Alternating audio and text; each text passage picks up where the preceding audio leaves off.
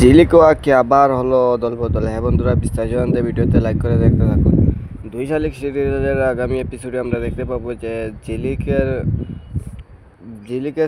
ঝিলিক হয়ে আক্কি চলে যায় সাতাবাড়িতে, আর আক্কি হয়ে এখানে চলে আসে ঝিলিক।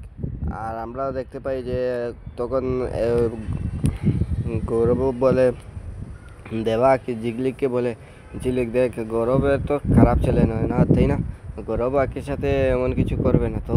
তখন ঝিলিক বলে না না, আমি এসবের গ্যারান্টি দিতে পারবো না। বিদেশে পড়ে রেখে করে আসছে, ওখানে কি কার স্বভাব আছে এটা আমি বলতে পারবো না। হয়তো কিছু করতেই পারে, কারণ ওই রকম ছেলেদের কোনো গ্যারান্টি দিতে পারবো না আমি।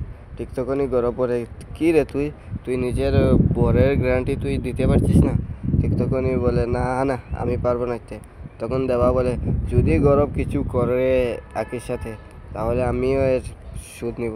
ঠিক তখনই ঝিলিক বলে, কী সুদ নিবি তার? ঠিক তখনই দেবা বলে, আমিও তোকে 2টা চুমু খেয়ে নিব।